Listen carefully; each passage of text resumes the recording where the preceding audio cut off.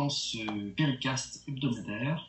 Bonjour Sandrine qui nous rejoint, Jérôme, Benoît aussi est là avec nous. On est en direct de Montréal, il est 9h à Montréal. Oui. Et puis moi je ne suis pas à Paris, je suis dans le sud de la France, du côté de Salon de Provence. Et là j'ai fait tomber mon dispositif, c'était un peu bricolé, on verra après si vous êtes sage. Voilà, tout ça est tombé, on va le récupérer. Et sans faire perdre, voilà, salut, bonjour Clara, merci à vous tous d'être venus, c'est super. Actualité de Périscope, très chargée, hein, Benoît. Oui, tout à fait.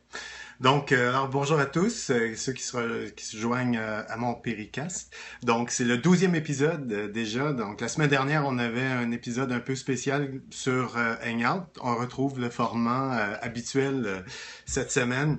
Et évidemment, on a comme toujours les usages de Periscope, les statistiques, les astuces et nos suggestions aussi sur de nouvelles fonctionnalités ou des trucs du moins qu'on trouve qui manquent sur Periscope. Voilà. Alors c'est une actualité quand même très très riche, Benoît. Hello Emmanuel, bonjour. Tu as vu déjà des choses, Benoît? Tu commences? Oui, en fait, oui, il y a... moi, j'ai eu une grosse semaine, j'ai pas eu le temps de pouvoir suivre beaucoup de live cette semaine. J'en ai d'ailleurs fait aucun cette semaine. C'est la première semaine où j'ai fait aucun live.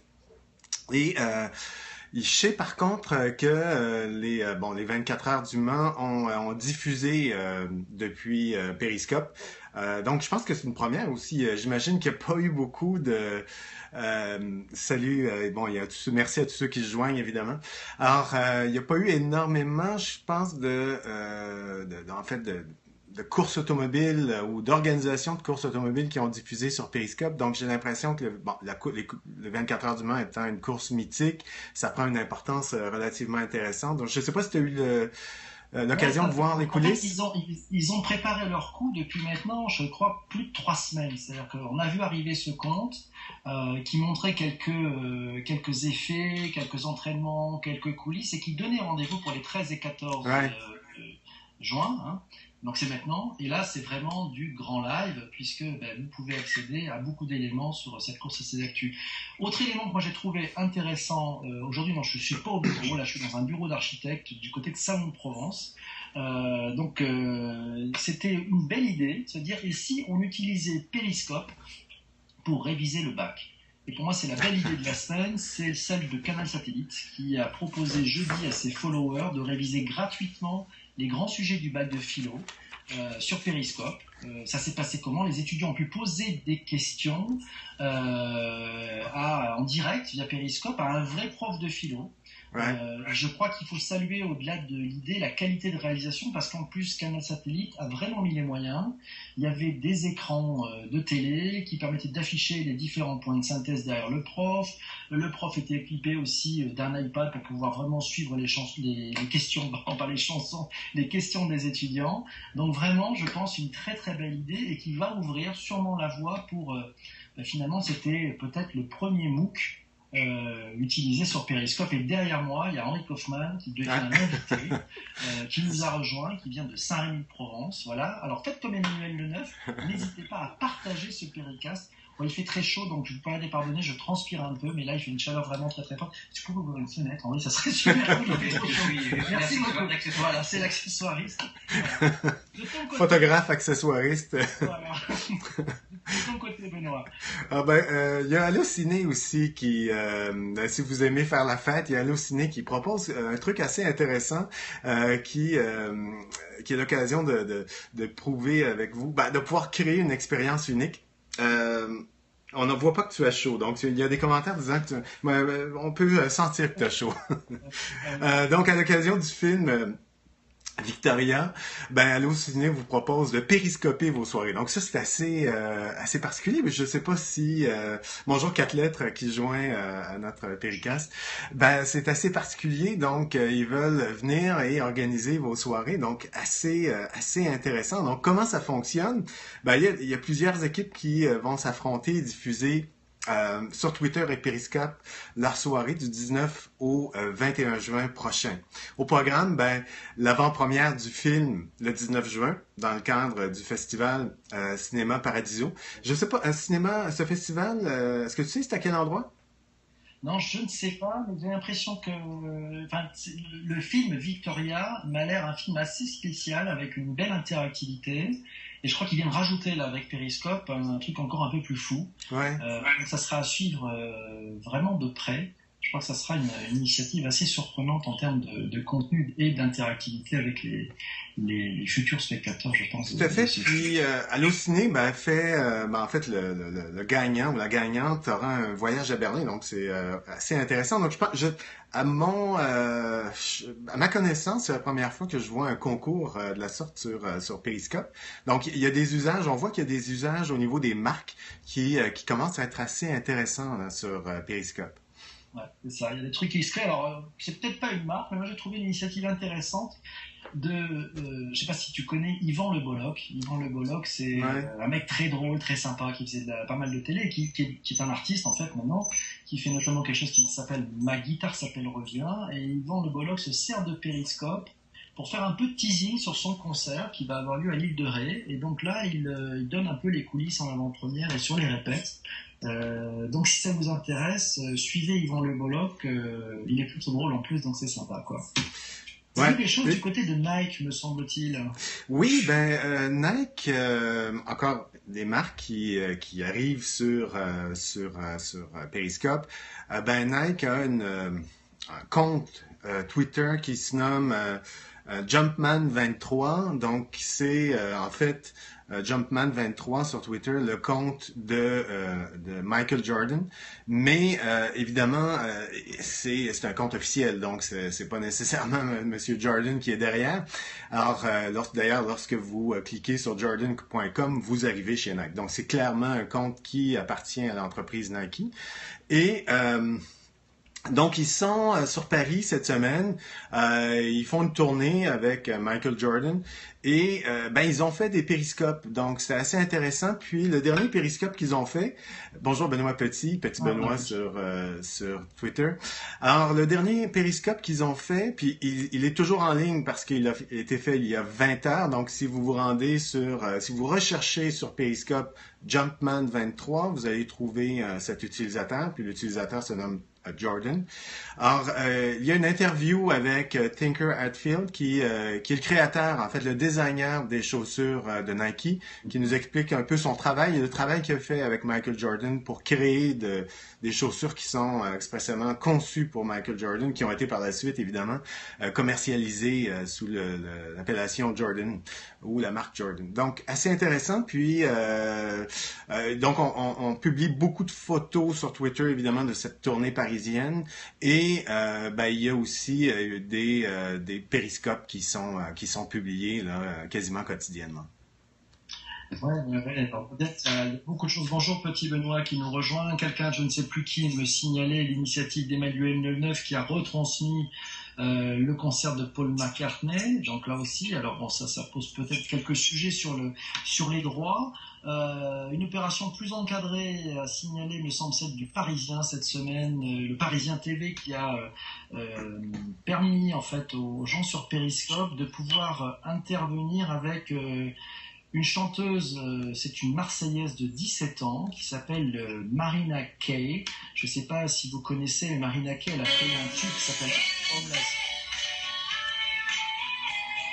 Ça vous rappelle quelque chose, ça? Je vais arrêter parce que sinon on va avoir des problèmes de droit. Je tous en tête, donc ça c'était quand même, je pense, le tube surprise du printemps. Et Marina Kaye a répondu aux questions des personnes sur Periscope ce jeudi. Donc là c'était plus encadré. Et on voit bien, et le Parisien, oui, il l'avait déjà fait avec Necfeu. Oui, Emmanuel Atquasi, et il a raison, le Parisien avait déjà fait une semaine avant. Donc on sent bien que le Parisien est rentré peut-être dans une dynamique nouvelle et de trouver avec Periscope une façon d'événementialiser un certain nombre d'initiatives de sa part. Ouais. Des artistes ou des sportifs. Il y a Vincent Numeret qui Social Vincent qui est souvent d'ailleurs sur nos Péricasts, qui a créé un groupe assez intéressant sur Facebook. C'est un groupe fermé, donc vous devez demander l'adhésion. Taper à la porte, voilà, c'est Ouais, puis je ça. trouve que c'est bien parce que parfois, lorsque c'est ouvert, ça peut être plus compliqué au niveau de la gestion. Puis il peut y avoir des gens avec des objectifs différents qui sont dans le groupe, évidemment. Donc, ben, ce groupe se nomme Periscope Meerkat francophone. Donc, on veut joindre, évidemment, l'objectif de joindre les utilisateurs de Periscope et Meerkat sur Facebook. Et c'est assez intéressant. Je pense que tu l'as joint toi aussi, PPC. Ouais, j'ai rejoint ce groupe, c'est intéressant. Donc là, il y a quatre lettres aussi qui signalent que la presse papier et d'ailleurs a tout intérêt à utiliser ces nouveaux médias. Hein. Voilà, donc que ça soit Meerkat ou Periscope. Moi, j'ai rejoint ce groupe. Et puis, il y a quand même un petit nouveau à signaler qui pointe son nez. Donc ça, il date de début juin. Et là, c'est Clara Debord qui m'a alerté sur ce petit nouveau qui s'appelle Nomadcast. Oui. Hein? C'est une nouvelle application de live streaming qui permet alors de se loguer soit par Facebook ou par Twitter, de pouvoir partager son stream avec n'importe qui, d'avoir des commentaires en temps réel, c'est-à-dire qu'il n'y a pas besoin d'avoir installé l'application pour pouvoir voir le flux, de pouvoir avoir les commentaires en temps réel, ça vous rappelle forcément quelque chose, de pouvoir faire par contre un embed de son stream.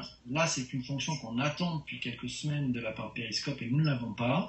Et puis, c'est peut-être l'application à suivre parce qu'à mon sens, elle va peut-être pouvoir perturber le jeu de ce duopole entre Periscope et Meerkat. Et oui, et Clara nous le signale. En plus, il y a aussi du format Ouais.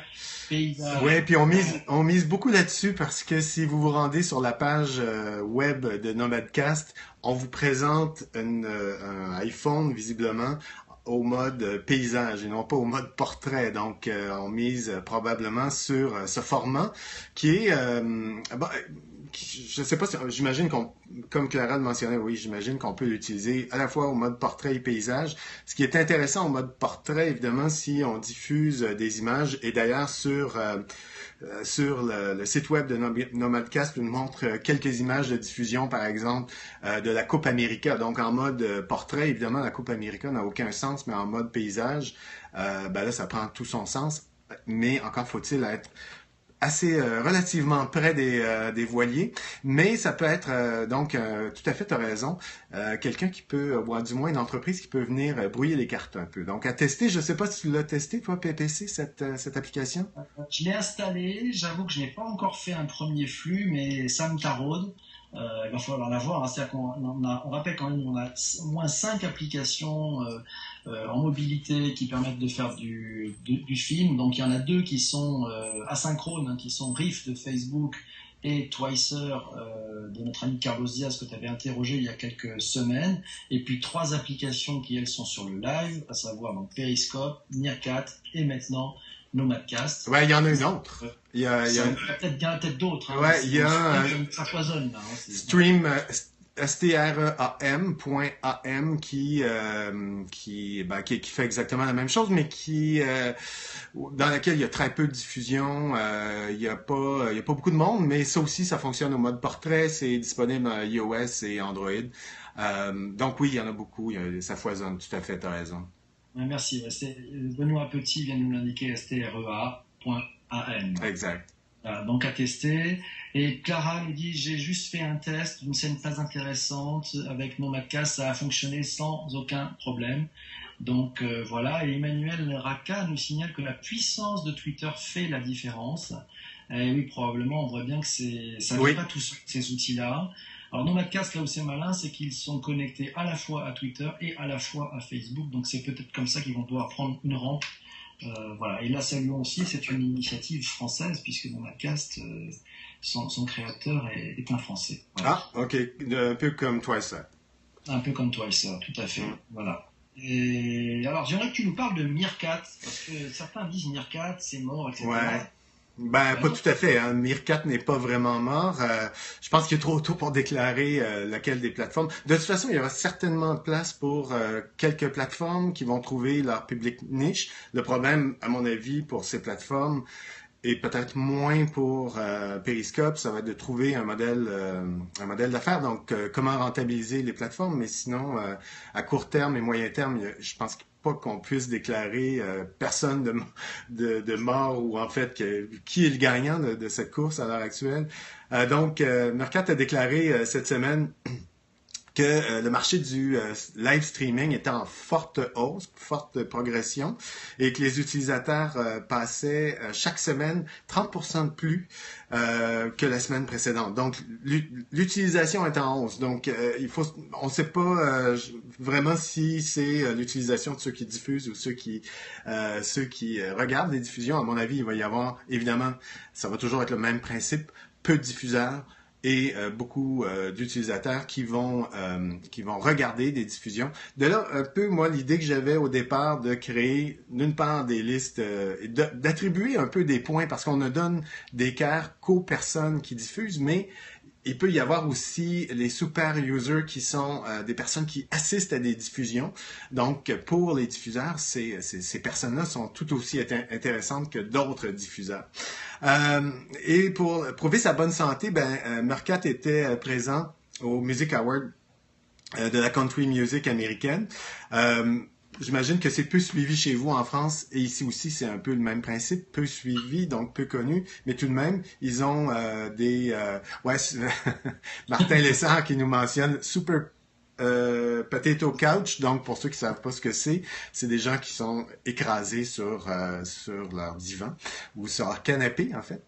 Or mais par contre Martin, moi je dirais que on peut aussi être dans un café à l'extérieur, marcher, on peut être faire une activité, faire même être au gym, puis pouvoir observer un péricastre plutôt que d'écouter de la musique. Donc, on peut être partout, contrairement à un match de football américain où là, on est vraiment soit chez nous ou soit au café à regarder le match. Alors d'ailleurs, pour l'anecdote, j'avoue avoir un peu éclaté de rire quand Martin Lessard s'est périscopé en pleine rue de Montréal cette semaine et a failli se faire écraser parce qu'il regardait pas autre chose. Donc on a failli assister peut-être au premier accident en live sur Periscope.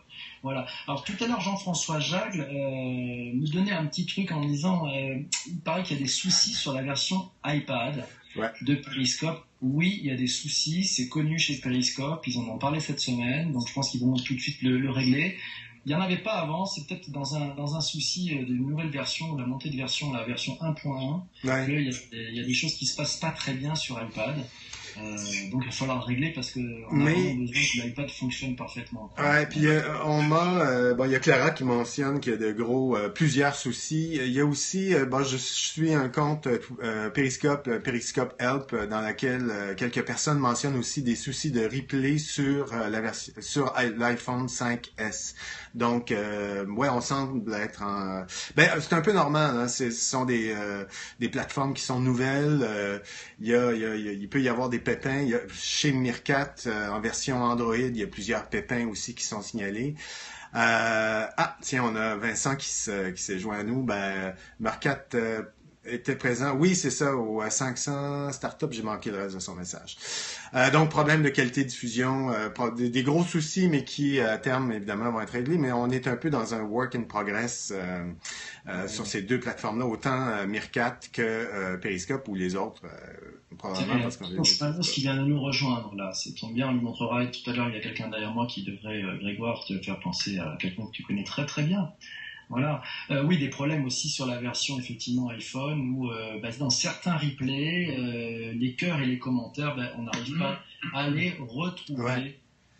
C'est bizarre, d'ailleurs ça disparaît sur certains. Je sais pas si tu as eu ce genre de soucis. Moi, depuis le début, dans le replay, j'ai eu souvent des soucis justement au niveau des commentaires qui n'apparaissaient pas, des cœurs qui n'apparaissaient pas. Moi, c'est surtout les commentaires que je trouve intéressant évidemment de récupérer lorsqu'on veut récupérer un replay, parce que il y a plusieurs personnes, comme par exemple Mark Shaw qui un peu une espèce de vendeur de voitures sur Periscope, Periscope, qui donne des astuces, qui, lui, récupère ses replays, mais en fait, les enregistre. Donc, il n'y a pas de commentaires. On voit que ça n'a aucun sens de récupérer une vidéo Periscope si on n'a pas les commentaires, parce que la personne répond aux commentaires, mais on connaît pas la nature du commentaire souvent. Donc, ça n'a aucun sens. Il faut avoir les commentaires lorsqu'on...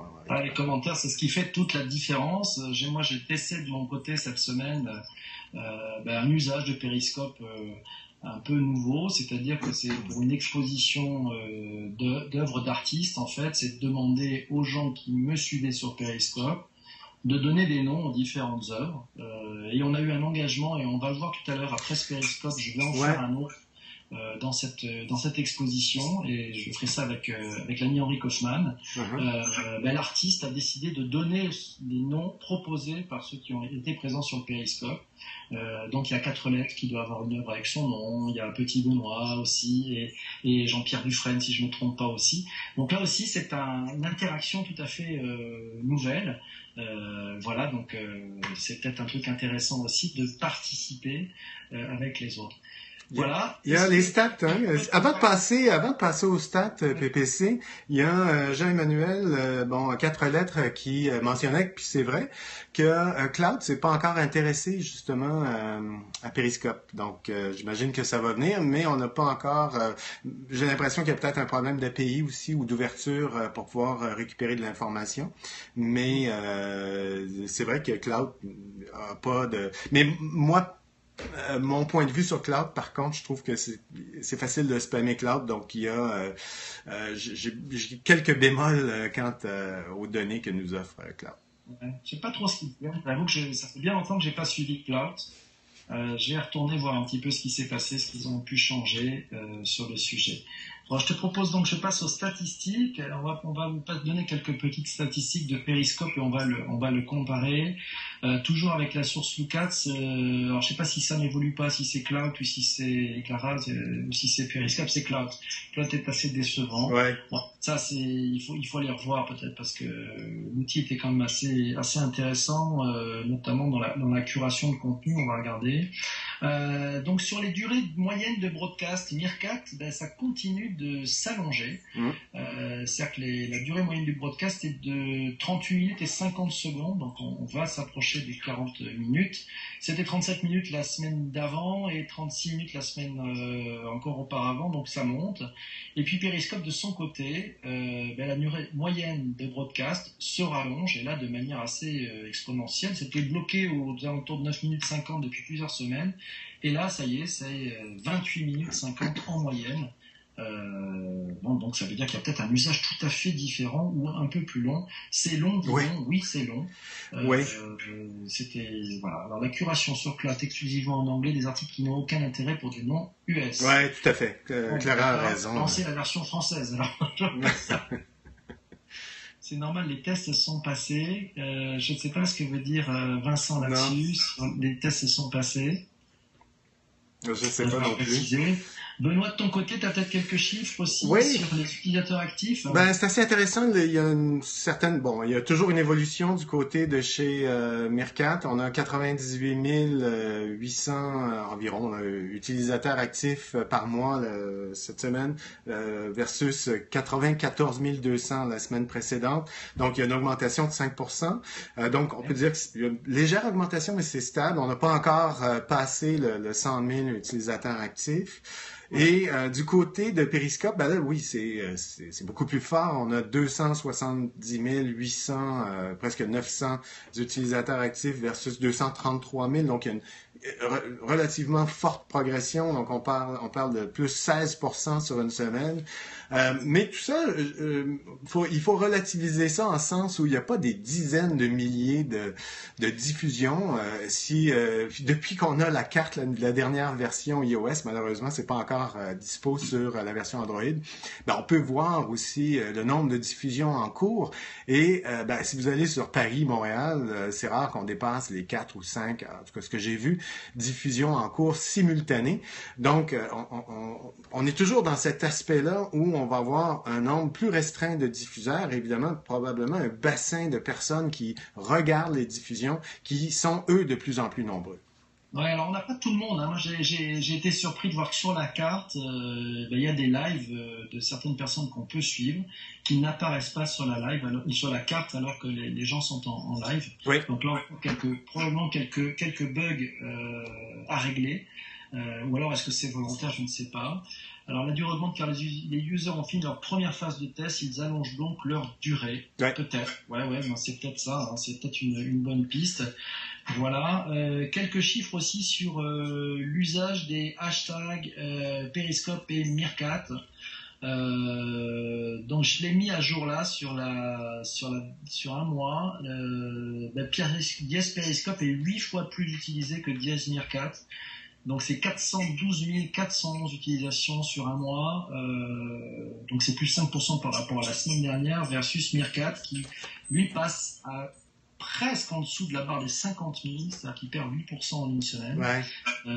Donc on voit bien que la force de Twitter qui est en train finalement de donner tout son sens à Periscope, et c'est plutôt une bonne nouvelle puisqu'ils ont quand même investi 100 millions de dollars, je crois, Oui, tout à fait. dans l'achat de Periscope, donc ils vont, je pense, aider à pousser fortement.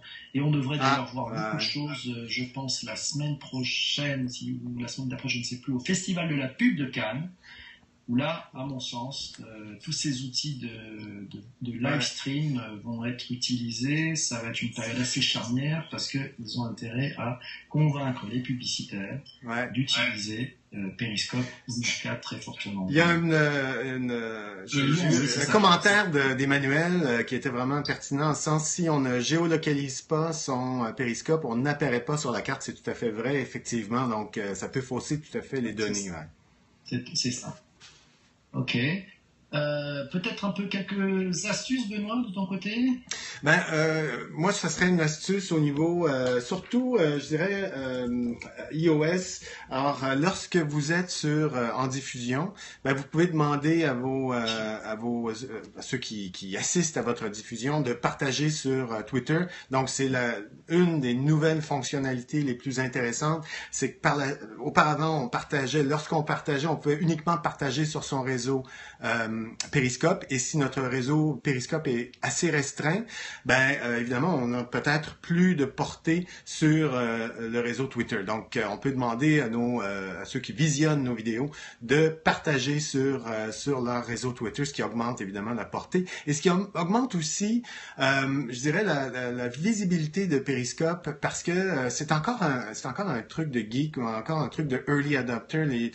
La majorité des utilisateurs Twitter n'ont aucune idée de ce que c'est encore Periscope. Donc, il y a une forme d'évangélisation à faire de ce côté pour faire connaître cette plateforme, et aussi le fait que ce soit une plateforme intéressante et on peut trouver des trucs sympas, quelle que soit la thématique. Donc, si on veut voyager, on peut trouver des gens sympas comme Claire ou d'autres personnes. Donc, partagez, demandez aux gens de partager sur Twitter. Alors pour Artben, les stats proviennent de 2 éléments. Le premier, c'est Lookats, c'est le site lookats.com, et le second, c'est Topsy, où en fait on peut faire un appel et faire des stats sur les hashtags. Voilà, donc c'est très simple. Tous ces sont des éléments publics. Vous pouvez tous aller les voir si vous voulez vérifier ces statistiques. Benoît, petit Benoît me disait, j'ai trouvé je sais pas ce que vous en pensez.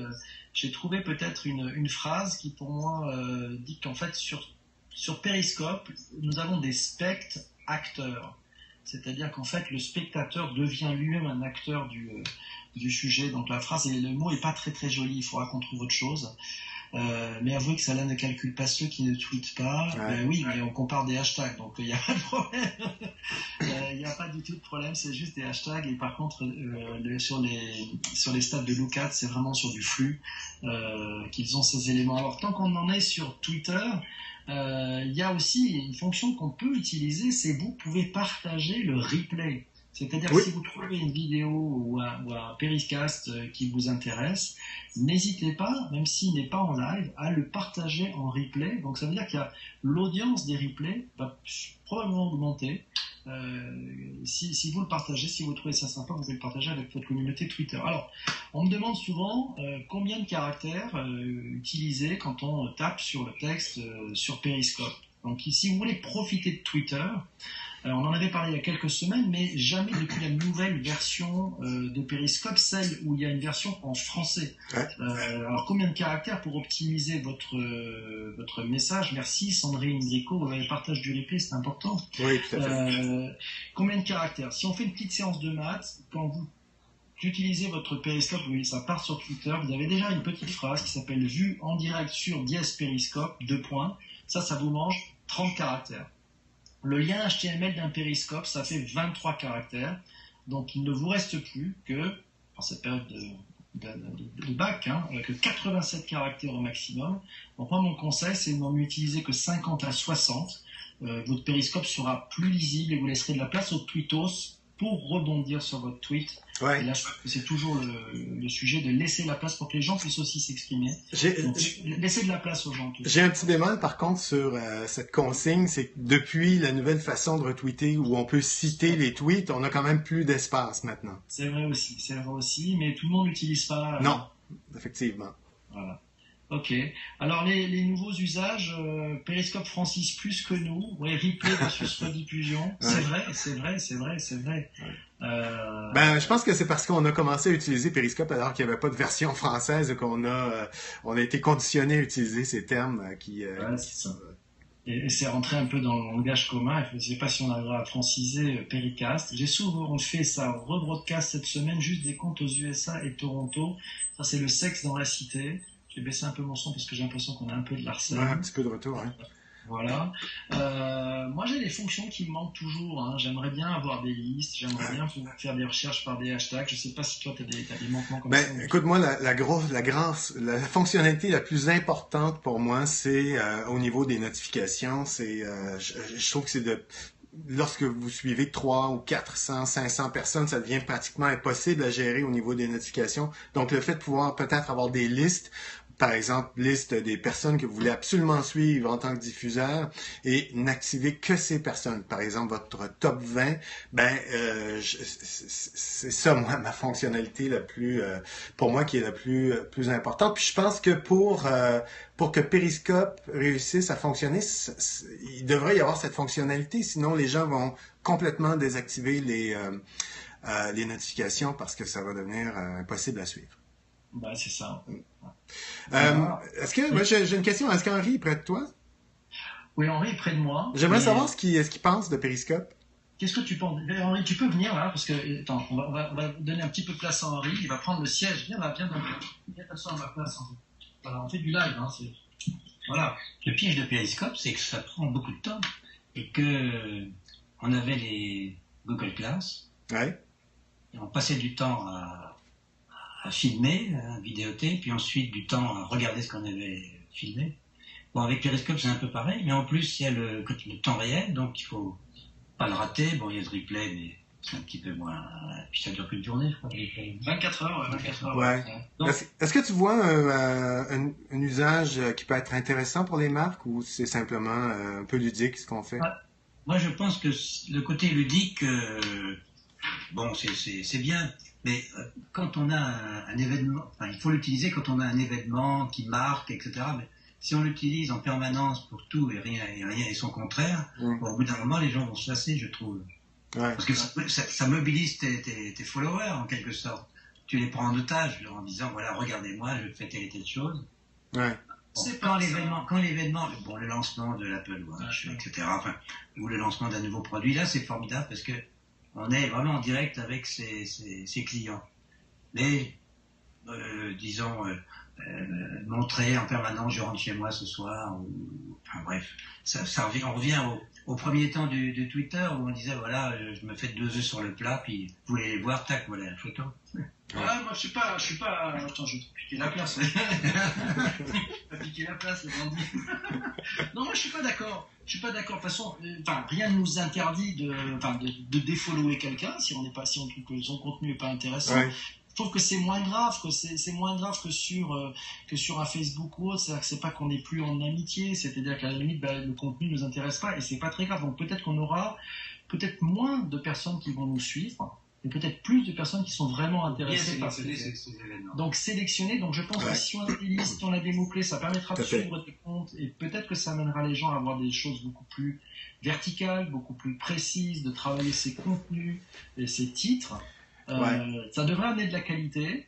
Peut-être que nous, on l'utilise de façon extrêmement curieuse, parce que c'est vrai qu'on peut visiter des parties du monde.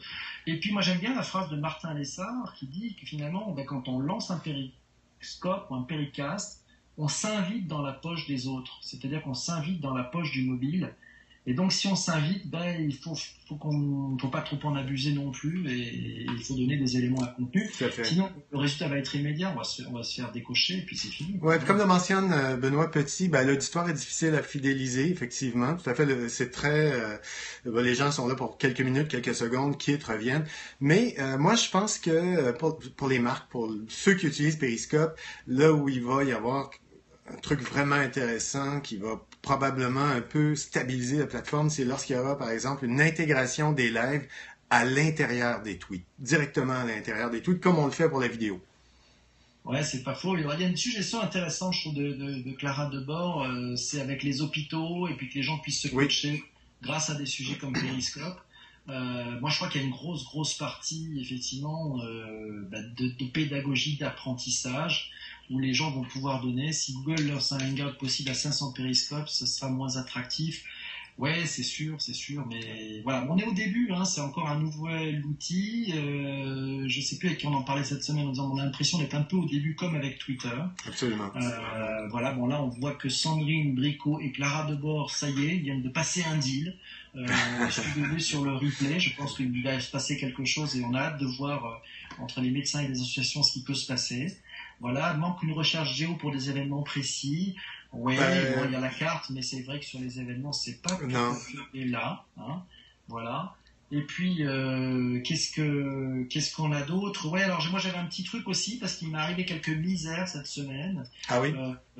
Faites attention en fin de vos périscopes.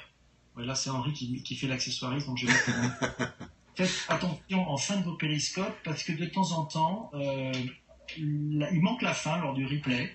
Ah oui? Donc prenez bien votre temps quand vous avez fini un périscope, ne touchez à rien, ne bougez pas. Merci, bravo, l'émoticon est juste génial, Vincent. Oui. C'est très très fort d'avoir fait ça, merci beaucoup.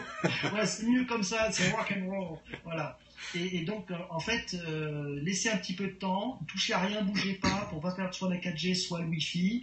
Pourquoi? Parce que je pense que comme Periscope upload en streaming maintenant votre replay, si vous faites trop brutalement et si vous bougez du lieu, il n'y a pas toute la fin qui... Voilà, c'est souvent coupé à la fin en effet. Voilà, moi j'ai eu chez Lucas, j'ai eu l'occasion cette semaine de faire un péricast avec quelqu'un que je vous recommande de suivre, qui s'appelle Michel Grossior, qui est journaliste sur Europe 1, qui fait le journal de 6h et de 8h sur Europe, qui est un gros utilisateur de Periscope. Il vous donne rendez-vous tous les matins vers 7h30 pour vous donner, avant l'heure, le contenu de son journal de 8h. Donc ça, c'est seuls ceux qui sont sur Periscope ont accès à cette information avant l'heure, plus d'une demi-heure avant. Voilà, quand j'ai fait l'interview sur Periscope, on a un peu bougé et il m'a manqué la fin. En replay, il manque la fin, donc voilà. Donc faites un peu attention, c'est un petit truc, j'espère qu'ils vont régler ça. Nos amis de Periscope, et là j'enlève les lunettes, je pense que c'est beaucoup mieux, merci. Voilà, Benoît. Oui, alors c'est M. Grossiard, ceux qui le recherchent sur Twitter. Donc, oui, je pense qu'on a perdu ton son, PPC. Alors, je pense est-ce qu'on a... Ah non, ça va. On a passé à travers le contenu de la semaine. J'imagine que toi, tu étais à Aix-en-Provence, fin d'après-midi, tu vas aller prendre un petit pastis sur une terrasse ou... C'est pas idiot. Non, je pense que d'ici une petite demi-heure, si ça vous intéresse, on va se rebrancher et on va vous faire une expo. Voilà, on va se faire une expo tous ensemble. C'est ça, c'est Michel Grossior, petit Benoît. Je vous recommande de le suivre. Alors, ça sera 7h, c'est vers 7h30 heure de Paris. Donc, pour Montréal, ça fait peut-être un tout petit peu tard dans la nuit, non? C'est ça? On enlève 6. Non, Montréal, ça sera... Dans combien de temps tu diffuses? Parce qu'il y a 9 heures ici, là. Lui, il est à là, pour Montréal, non, moi je vais diffuser la visite de l'expo des artistes à 16h heure de Paris, donc ceux qui devraient faire 10h heure de Montréal. Non, 10h. Donc ça, on va faire ça ouais, maintenant. Mais 10h du matin, donc il sera... 10h du matin pour vous, donc dans 20 minutes, en fait, on va faire un peu le tour de cette exposition avec les artistes qui seront là, d'ailleurs, qui vous présenteront ces œuvres et puis qui pourront interagir avec vous sur les sujets. Voilà. Alors, puis il y a Benoît Petit qui mentionne, j'ai vu l'entrevue de PPC avec Michel Grossière, donc tu as fait une interview avec lui. Alors, à suivre, où est-ce qu'on peut la trouver, ton interview? Écoute, elle était en replay pendant 24 heures. Je l'ai mise sur YouTube, donc vous pouvez la retrouver sur YouTube, sur ma chaîne YouTube. Donc, je l'ai mise dans la catégorie des super users. Donc, Michel a eu la gentillesse de se prêter à l'exercice. Donc voilà, donc c'est une série de vidéos que je lance avec des super users. Voilà, donc n'hésitez pas. Donc peut-être que Benoît, si toi tu as des super users sur Montréal, et il y en a, si tu as le temps, bienvenue pour faire des portraits de super users. Je crois que c'est très intéressant d'avoir des gens qui puissent se donner et expliquer aux autres comment ça marche. Voilà, c'est aussi ça, hein, parce que on est sur un outil qui est tout à fait neuf et très intéressant en termes d'usage. Ben écoute, je te remercie encore d'avoir participé avec moi à ce Péricast du samedi. On se donne rendez-vous la semaine prochaine, 9h Montréal, 15h Paris. T'es à Paris la semaine prochaine ou toujours à Aix? Écoute, je serai à Paris la semaine prochaine normalement. Rome, je ne serai pas à Rome la semaine d'après, mais je serai rentré. Mais voilà, donc on essaie de... Voilà, puis on aura un petit tour, je pense. On sera à Madagascar au mois de juillet. Donc, on va essayer de voir si on a du wifi là-bas pour faire des choses. Voilà. Okay. Là, le décalage sera important par contre. Ouais. À samedi prochain. À samedi. Voilà. Bonne fin de journée pour toi. Merci à vous. Merci à ceux qui ont participé. Au revoir, bye. Au revoir.